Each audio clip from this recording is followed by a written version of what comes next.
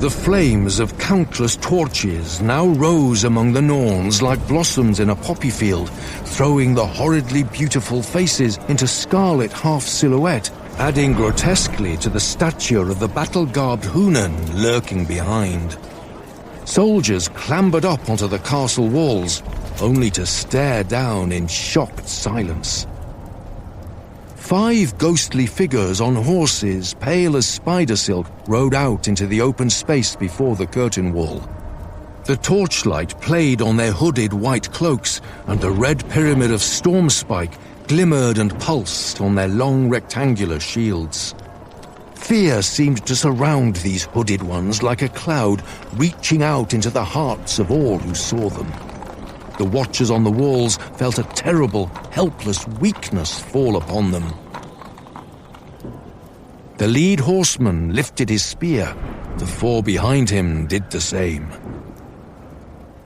Where is the master of Ujine da Sikune, the snare that traps the hunter? Where is the master of the House of 1,000 Nails? The hovering storm breathed for long moments before the reply came. I am here! Joshua stepped forward, a slender shadow atop the gatehouse. What does such a strange band of travelers want at my door? Why? We have come to see how the nails have rusted, while we have grown strong. We have come, mortal, to have a little of our own back. This time, it is man blood that will spill on the soil of Osten Ard. We have come to pull your house down about your ears. The implacable power and hatred of the hollow voice was such that many of the soldiers cried out and began to scramble down the walls back into the castle below. As Joshua stood on the gate, unspeaking, a cry shrilled above the groans and frightened whispers of the Naglimunders. Diggers! There are diggers within the walls! The prince turned at a movement close by. It was Deornoth climbing up on unsteady legs to stand at his side. The gardens of the keep are full of Buchan! The young knight's eyes were wide as he looked down on the white horseman. The prince took a step forward. You speak as though of revenge, but that is a lie!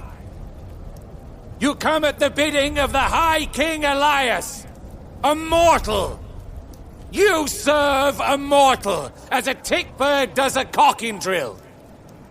Come then, do your worst. You will find that not all the nails of Naglimund are rusted, and that there is iron here that can still deal death to the Sithi! The first rider spurred his horse forward a pace. We are the Red Hand!